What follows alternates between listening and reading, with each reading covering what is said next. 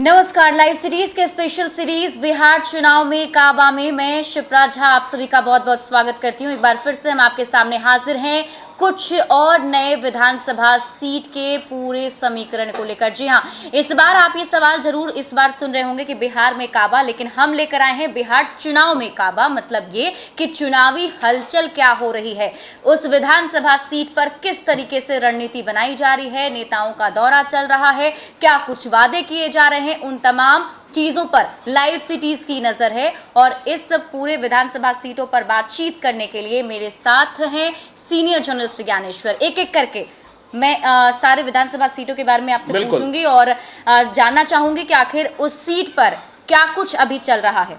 तो सबसे पहले शुरुआत कर लेते हैं नवादा विधानसभा सीट से। देखिए शिप्रा, आज तारीख है 13 अक्टूबर जी। मतदान होना है 28 अक्टूबर को। बिल्कुल। और आज जिन विधानसभा क्षेत्रों की चर्चा आप करने जा रही हैं, उन सभी विधानसभा क्षेत्रों में आज की सूरत क्या है ये हम बताने जा रहे हैं। देखिए, जब चुनाव होता है और चुनाव की प्रक्रिया चलती है और जब प्रचार बढ़ता है तो समीकरण बदल रहे होते हैं। तो आज जो हम बता रहे हैं वो आज की सूरत है। समीकरण जब बदलेंगे तब भी हमारी कोशिश होगी कि हम अपने व्यूअर्स को अपडेट करें। देखिए, आपने सबसे पहला विधानसभा क्षेत्र चुना है नवादा। तो देखिए, नवादा में कौशल यादव अभी जेडीयू के विधायक हैं। उपचुनाव में जीते थे क्योंकि 2015 में जीते हुए राजवल्लभ यादव सजायाफ्ता हो गए थे। तो फिर उपचुनाव हुआ, कौशल यादव को जीत मिली। तो उपचुनाव में जो समीकरण था वो समीकरण ये था कि सभी उम्मीदवार कौशल यादव से लड़ रहे थे। कौशल यादव के खिलाफ तब हम महागठबंधन में था। धीरेन्द्र मुन्ना चुनाव लड़ रहे थे, लेकिन वो तीसरे स्थान पर चले गए थे। दूसरे स्थान पर श्रवण कुशवाहा रहे थे। लेकिन यदि अब के चुनाव की हम बात करें तो नवादा से जो रिपोर्ट आ रही है उसमें कौशल यादव सबों से लड़ते नहीं दिख रहे हैं। विभा देवी से सबों की लड़ाई हो रही है। विभा देवी मतलब आरजेडी की प्रत्याशी। विभा देवी मतलब राजवल्लभ यादव की पत्नी। तो विभा देवी से सबों को लड़ना पड़ रहा है। तो आरजेडी ने पहला एज इस तरीके से प्राप्त किया है। तो विभा देवी का जो वोट बैंक है वो कितना इंटैक्ट रहता है, क्योंकि कौशल यादव भी यादव हैं और राजवल्लभ यादव और कौशल यादव का पंगा पहले से चलता आ रहा है। अब हम क्यों कह रहे हैं कि विभा देवी से सबों को लड़ना पड़ रहा है, कौशल यादव से नहीं? क्योंकि जो कौशल यादव जेडीयू के मतलब एनडीए के प्रत्याशी हैं, जेडीयू और बीजेपी के। तो ये जो एनडीए है इसमें ही बहुत बड़ी दरार है। देखिए, एलजेपी ने यहाँ शशि भूषण कुमार उर्फ बबलू शर्मा को उम्मीदवार बना दिया। लोक जनशक्ति पार्टी ने, जाति से भूमियार हैं, ये जो भी वोट काटेंगे एनडीए का वोट काटेंगे। श्रवण कुशवाहा, जिनके बारे में हमने आपको बताया कि ये 42,000 मत ले आए थे उपचुनाव में और दूसरे स्थान पर रहे थे, फिर से निर्दलीय उम्मीदवार के तौर पर मैदान में है, मजबूत उम्मीदवार माने जाते हैं। और कुशवाहा का मत, लवकुश मत, यह भी मत जो है वो एनडीए के खाते से कम होगा। तो इस तरीके से कौशल यादव की चुनौतियां बढ़ती हैं। धीरेन्द्र मुन्ना जो हम के प्रत्याशी थे उपचुनाव में, अब वे निर्दलीय चुनाव लड़ रहे हैं। तो ये भी जाति से भूमियार हैं, ये भी एनडीए के वोट बैंक में ही सेंधमारी करेंगे। और रालोसपा ने भी भूमियार उम्मीदवार ही उतार दिया है, धीरेन्द्र कुमार। तो इस तरीके से देखिए, यहाँ अब जो प्रचार का पहला चरण है उसमें राजद की विभा देवी से सबों को लड़ना पड़ रहा है। नवादा की मौजूदा सूरत ये है सिप्रा। बिल्कुल। और कहीं ना कहीं नवादा में कई सारे कैंडिडेट और एक आ चुके हैं और मुकाबला जो है वो कहीं त्रिकोणीय ना कहेंगे, बहुत ज्यादा ही मुकाबला हो गया क्योंकि बहुत सारी पार्टियों की तरफ से प्रत्याशी उतारे गए हैं। आगे बढ़ते हुए बात गोविंदपुर विधानसभा सीट की। देखिए, नवादा जिले में ही गोविंदपुर है। गोविंदपुर में 2015 में चुनाव जीती थी पूर्णिमा देवी, पूर्णिमा यादव भी कह सकते हैं, कौशल यादव की पत्नी हैं, लेकिन तब कांग्रेस के उम्मीदवार के तौर पर जीती थी। अब जेडीयू में शामिल हुई और उम्मीदवार हैं। 2015 में यहाँ बीजेपी लड़ रही थी एनडीए से और पूर्णिमा देवी महागठबंधन की उम्मीदवार थी। तो अब पूर्णिमा देवी जेडीयू की उम्मीदवार हो गई। यहाँ बहुत कुछ उलटफेर हो गया है। देखिए, पूर्णिमा देवी के सामने है आरजेडी से मोहम्मद कामरान। ये निर्दलीय भी बेहतर परफॉर्म करते रहे पिछले 2 चुनावों में। इनकी अपनी एक पैठ है वहाँ। तो मोहम्मद कामरान पहले रालोसपा में थे, निर्दलीय से जब पार्टी में आए तो वो रालोसपा में आए और ये माना जा रहा था कि वो रालोसपा के उम्मीदवार होंगे, लेकिन अब वे आरजेडी के उम्मीदवार हो गए हैं, महागठबंधन के उम्मीदवार हो गए हैं। तो देखिए, पूर्णिमा देवी और मोहम्मद कामरान का मुकाबला सामने से होना है। लेकिन यहाँ तीसरा कौन क्या फंस रहा है कि 2015 में फूला देवी बीजेपी की ओर से प्रत्याशी थी। अब ये एलजेपी से, मतलब इनके पति रंजीत यादव प्रत्याशी बनकर सामने आ गए हैं। रंजीत यादव 2015 में सजा याफ्ता थे, तो अब रंजीत यादव स्वयं एलजेपी से, देखिए दबंग किस्म के भी हैं। अब सवाल ये पैदा होता है कि लोक जनशक्ति पार्टी ने जो रंजीत यादव को मैदान में उतार दिया है, वह वोट किसका काटते हैं? वह वोट पूर्णिमा देवी का काटते हैं या महागठबंधन का काटते हैं? तो यहाँ भी एलजेपी ने मामला फंसा दिया है। बिल्कुल, और इस सीट पर भी घमासान होना जाहिर है। आगे बढ़ते हैं और अब बात रजौली विधानसभा सीट की। देखिए, रजौली सुरक्षित क्षेत्र है नवादा में। प्रकाश वीर जीते हुए उम्मीदवार हैं आरजेडी के 2015 में। फिर से इन्हें उम्मीदवार बनाया गया है, महागठबंधन के उम्मीदवार हैं, राजवल्लभ यादव के करीब माने जाते हैं। लेकिन यहाँ से बीजेपी ने प्रत्याशी बदला है। बीजेपी ने कन्हैया कुमार को इस दफे प्रत्याशी बनाया है, जो 2010 में चुनाव जीते थे, लेकिन 2015 में बेटिकट हो गए थे। लेकिन इसका परिणाम ये निकला है कि भाजपा के भीतर बगावत हो गई।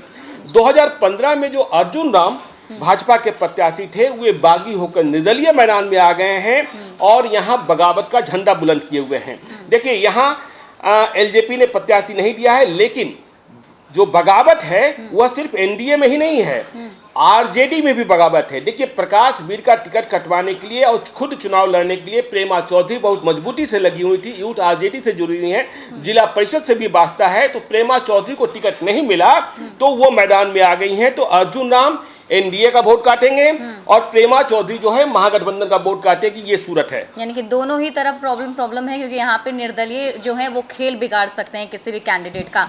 आगे बढ़ते हुए अब बात डुमरांव विधानसभा सीट की। देखिए, डुमरांव में तो बहुत कुछ खेल हो गया। ददन यादव चर्चित विधायक, उनका टिकट कट गया जेडीयू से। और बात इतने तक ही नहीं रही है। आज ही अभी से कुछ देर पहले हमने डुमरांव में बात करी थी अपने रिपोर्टर से जी। तो उन्होंने कहा कि वहाँ एलजेपी के भी कैंडिडेट हैं, ठीक ठाक लड़ रहे हैं। नाम है अखिलेश सिंह। अच्छा। और हमारे रिपोर्टर बसमनपुर गांव में थे, ब्राह्मणों का गांव है डुमरांव में। भाजपा ने कहा कि चिराग पासवान, मतलब लोजपा की ओर इशारा था कि वो नरेंद्र मोदी की तस्वीर इस्तेमाल नहीं कर सकते हैं। लेकिन हमारे जो रिपोर्टर्स का इनपुट है कि आज बसपनपुर गांव में, जो ब्राह्मणों का गांव है, वहां जो एलजेपी का कैंपेन चल रहा था, वहां चिराग पासवान नरेंद्र मोदी जिंदाबाद के नारे लग रहे थे। अच्छा। अब ये देखिए कंफ्यूजन, पोस्टर नहीं लगा सकते हैं लेकिन नारा तो लग रहा है। ठीक, अब पब्लिक नारा लगा रही है, आप किस पर मुकदमा करेंगे? तो देखिए, ददन पहलवान का टिकट कटा, यहाँ से अंजू मारा को जेडीयू का प्रत्याशी बनाया गया है। महागठबंधन में यह सीट गई माले में। अजीत कुमार सिंह कुशवाहा माले के उम्मीदवार बने हैं।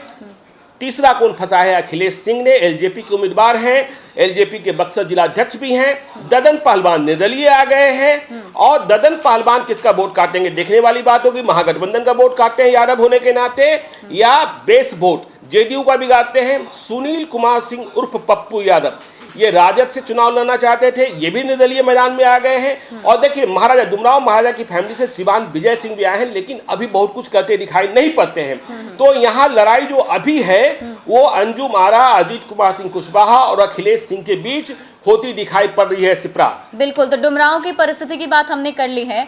अब आगे जो विधानसभा सीट की हम बात करने जा रहे हैं वो है ब्रह्मपुर। यहाँ पे क्या समीकरण? देखिए, ब्रह्मपुर पर तो बहुत राजनीति हुई। ब्रह्मपुर पर राजनीति इतनी हुई, यह सीट बीजेपी के खाते की मानी जाती थी। बाद में हुआ कि ये जेडीयू के खाते में जा रही है। लेकिन आखिरकार जब एनडीए में बीआईपी शामिल हुई तो यह सीट चली गई बीआईपी के खाते में।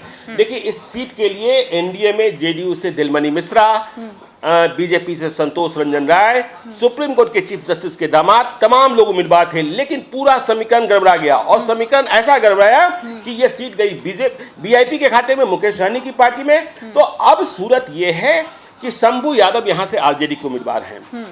जयराज चौधरी को बीआईपी ने उम्मीदवार बनाया है, मतलब आप कह सकते हैं कि एनडीए के उम्मीदवार हैं। जयराज चौधरी जो सहनी समाज है, निषाद क्रांति की जो बात होती है उसी समाज से आते हैं। लेकिन चुनाव लड़ने में कितना सक्षम है, ब्रह्मपुर को अब तक पता नहीं चल पा रहा है कि जयराज चौधरी चुनाव कितनी मजबूती से लड़ेंगे। अब तक वहां एकजुटता भी दिखाई नहीं पड़ रही है। जेडीयू, बीजेपी और बीआईपी की एकजुटता भी दिखाई नहीं पड़ रही है। और इस लड़ाई में कौन बन गए हैं? लोक जनशक्ति पार्टी के दबंग उम्मीदवार हुलास पांडे, पूर्व एमएलसी। तो आज की तारीख में यदि हम 13 अक्टूबर की बात करें तो यहाँ लड़ाई शंभू यादव आरजेडी और हुलास पांडे में होती दिखाई पड़ रही है। जयराज चौधरी को मुख्य मुकाबले में शामिल होने में वक्त लगेगा। देखना होगा कि वो मुकाबले में कैसे आते हैं, मुख्य मुकाबले में शामिल होते हैं। बिल्कुल, और पहले चरण में ही यहाँ पे मतदान होना है। ऐसे में वीआईपी को मजबूती से तैयारी करनी होगी या फिर पूरे एनडीए को यहाँ पे ताकत झोंकना पड़ेगा। आगे बढ़ते हुए बात राजपुर विधानसभा, देखिए राजपुर रिजर्व सीट है और यहाँ से संतोष निराला जो बिहार सरकार के परिवहन मंत्री हैं जेडीयू के, वे चुनाव लड़ रहे हैं। और 20 साल बाद यहां से कांग्रेस चुनाव लड़ रही है महागठबंधन से। लेकिन उम्मीदवार कांग्रेस का नहीं है, कांग्रेस का अपना नहीं है, कांग्रेस ने उम्मीदवार इंपोर्ट किया है। विश्वनाथ राम जो पहले भाजपा के प्रत्याशी हुआ करते थे, वे अब कांग्रेस महागठबंधन के उम्मीदवार हो गए हैं। इनके चाचा पिता 2 बार विधायक रहे हैं। राजपुर विधानसभा क्षेत्र के बारे में कहा जाता है कि ये ब्राह्मणों का क्षेत्र है, ब्राह्मणों का दबदबा है। तो यहां भी एलजेपी ने उम्मीदवार खड़ा कर रखा है निर्भय कुमार निराला को, लेकिन अभी कंटेस्ट में शामिल नहीं दिखते हैं। लेकिन यहां देखिए बसपा का जोर है। तो यहाँ रालोसपा बसपा का जो गठबंधन है उसमें संजय राम। तो यहाँ लड़ाई आज की तारीख में 13 अक्टूबर को संतोष निराला जेडीयू मतलब एनडीए, विश्वनाथ राम कांग्रेस मतलब महागठबंधन और रालोसपा बसपा के गठबंधन संजय राम में होती दिखाई पड़ रही है। बिल्कुल, हमने राजपुर के बारे में समझ लिया। अब बात आगे जहानाबाद विधानसभा सीट की। ये भी काफी एक हॉट सीट है। बिल्कुल हॉट सीट है क्योंकि यहाँ बहुत कुछ बदल गया है। देखिए सुदय यादव आरजेडी के कैंडिडेट हैं, ये विधायक भी हैं। इनके पिता मुनिरका सिंह यादव 2015 में चुनाव जीते थे, उनका निधन हुआ, फिर उपचुनाव हुआ, ये चुनाव जीते। लेकिन यहाँ जेडीयू ने कृष्णनंदन प्रसाद वर्मा बिहार सरकार के शिक्षा मंत्री को उम्मीदवार बनाया है, जो घोसी से चुनाव जीते थे 2015 में, लेकिन इनकी सीट बदली गई है। और यहाँ लड़ाई फंस गई है। लड़ाई यहाँ इसलिए फंस गई है क्योंकि बीजेपी से बगावत कर इंदु कश्यप लोक जनशक्ति पार्टी चिराग पासवान की पार्टी से उम्मीदवार बन गई है। इंदु कश्यप भूमियार जाति से आती हैं, भूमियारों का बोलबाला भी यहाँ है। तो ऐसे में जहानाबाद में यह देखना है, आज की तारीख में कहें तो भूमियार जो है इंदु कश्यप की तरफ दिखते हैं, लेकिन आखिरी तक क्या होता है यह देखने वाली बात होगी। भारतीय सब लोग पार्टी के उम्मीदवार मृत्युंजय कुमार भी भूमियार हैं। तो कृष्णनंदन प्रसाद वर्मा को देखिए पिछले दिनों विरोध का सामना करना पड़ा, लोगों ने उनके सामने विरोध प्रदर्शन किया। तो कृष्णनंदन प्रसाद वर्मा अपने पक्ष में कितने भूमियारों को गोलबंद कर पाते हैं, कितना प्रतिशत मत ले पाते हैं, यह देखने वाली बात होगी। क्योंकि उपचुनाव में अभिराम शर्मा यहाँ हारे थे। कृष्णनंदन प्रसाद वर्मा के सामने कठिन चुनौती है, बहुत कठिन चुनौती है। लेकिन जेडीयू जो है वह करिश्मा करने के लिए भी जानी जाती है। बिल्कुल। जहानाबाद में भूमियार हक जता रहे थे कि यहाँ चुनाव हमको लड़ना है। जेडीयू अब तक यहाँ भूमियार उम्मीदवार ही लड़ाता रहा है, लेकिन इस बार कृष्णनंदन प्रसाद वर्मा को लड़ाया। लेकिन आपने लोकसभा चुनाव में भी देखा था कि लोकसभा चुनाव में उम्मीदवार बदलकर इन्होंने दूसरे को प्रत्याशी बनाया और वे चुनाव जीत गए। भूमियार को उम्मीदवार नहीं बनाया गया था लोकसभा में, उसमें इतना ज्यादा चुनाव हार गए थे। लेकिन कृष्णनंदन प्रसाद वर्मा तब तक जहानाबाद में चुनाव नहीं जीत सकते हैं जब तक उन्हें भूमियारों का कम से कम 30% मत प्राप्त न हो। बिल्कुल, और इस बार की विधानसभा सीट में कई जगह बागी नेताओं को भी देखा जा रहा है। बागी नेता भी चुनौती देते हुए नजर आ रहे हैं और कुछ इसी तरीके की स्थिति जहानाबाद में बनती हुई दिखाई दे रही है। आगे बढ़ते हैं और अब बात मखदुमपुर विधानसभा सीट। देखिए मखदुमपुर विधानसभा भी हॉट सीट है क्योंकि 2015 में यहाँ जीतन राम मांझी हम पार्टी के मुखिया बिहार के पूर्व मुख्यमंत्री चुनाव हार गए थे। उन्हें चुनाव हराया था आरजेडी के सूबेदार दास ने, लेकिन इस बार आरजेडी ने उन्हें बेटिकट कर दिया है। सूबेदार दास को टिकट नहीं मिला है क्योंकि माना यह जा रहा था, ग्राउंड जीरो की रिपोर्ट ये थी कि सूबेदार दास के खिलाफ यादवों में आक्रोश है। तो आरजेडी ने मतलब महागठबंधन ने वहां नया उम्मीदवार उतारा है सतीश दास को। जीतन राम मांझी स्वयं चुनाव नहीं लड़ रहे हैं, मखदुमपुर से हुए इमामगंज से ही चुनाव लड़ रहे हैं जहां से चुनाव जीते हुए हैं। लेकिन मखदुमपुर में उन्होंने अपने दामाद देवेंद्र मांझी को चुनाव उतारा है। देखिए जीतन राम मांझी की पार्टी हम पार्टी भी परिवार पार्टी हो गई है। तो मुकाबला सतीश दास और देवेंद्र मांझी के बीच, क्योंकि यहाँ एलजेपी की उम्मीदवार रानी कुमारी का नामांकन ही रद्द हो गया। क्योंकि सीरियल नंबर में कुछ गड़बड़ी थी, बवाल भी हुआ। तो सीधा मुकाबला आरजेडी और हम के बीच में, महागठबंधन और एनडीए के बीच में। रानी कुमारी जो तीसरा कोण बनाने के लिए एलजेपी के कैंडिडेट के तौर पर यहाँ आई थी, उनका नामांकन रद्द हो चुका है। बिल्कुल, तो सीधे यहाँ पे जो मुकाबला है सीधा सीधा वो महागठबंधन वर्सेस एनडीए देखने को मिलेगा। जी बिल्कुल। अगली हॉट सीट घोसी विधानसभा सीट। देखिए, घोसी का मतलब कहा जाता है जगदीश शर्मा, लेकिन 2015 में जगदीश शर्मा के बेटे राहुल कुमार चुनाव हार गए। हम पार्टी के उम्मीदवार थे, चुनाव हार गए। इस दफे राहुल कुमार चले गए हैं जेडीयू में, मतलब एनडीए के उम्मीदवार हो गए हैं। जगदीश शर्मा खुद जेल से बाहर हैं, बहुत लंबी फील्डिंग उन्होंने की है। और यहाँ महागठबंधन में यह सीट गई, घोसी की सीट गई माले के खाते में। माले ने यहाँ रामबली सिंह यादव को प्रत्याशी बनाया है। राहुल कुमार और रामबली सिंह यादव का सीधा मुकाबला होना है। एलजेपी ने भी यहाँ प्रत्याशी उतारा भूमिहार जाति से ही राकेश सिंह को, और सब लोग पार्टी से अरुण कुमार की पार्टी है, उनकी पार्टी के उम्मीदवार भी एक रिटायर्ड फौजी हैं। लेकिन मुख्य मुकाबला राहुल कुमार जेडीयू मतलब एनडीए और रामबली सिंह यादव के बीच देखने को मिलेगा। बिल्कुल, तो कुल मिलाकर आज हमने कई सारे हॉट सीट पर बातचीत की है। कई सारे ये जो विधानसभा सीट है जिस पर हमने आज बात की, ये सब के सब हॉट सीट बने हुए। इस पर सबकी नज़र इस बार विधानसभा चुनाव में टिकी रहेगी। उम्मीद है आपको हर कैंडिडेट के बारे में अच्छे से इन्फॉर्मेशन मिल गया होगा। हमारी भी कोशिश यही है कि सभी जगह पर जो भी सीटों की हमने बातचीत की, वहाँ पर जो कैंडिडेट हैं उनके बारे में सारी जानकारी आप तक पहुँचाएँ। तो बिहार चुनाव काबा में आज के लिए बस इतना ही, और ज़्यादा अपडेट के लिए आप जुड़े रहिए लाइव सिटीज़ के साथ। और अभी तक अगर आपने हमारा YouTube चैनल सब्सक्राइब नहीं किया है तो सब्सक्राइब कर लीजिए। ये वीडियो अगर आप फेसबुक पेज पर देख रहे हैं तो पेज को लाइक कर लीजिए। साथ ही साथ हमें ट्विटर पर फॉलो करना मत भूलिएगा। धन्यवाद।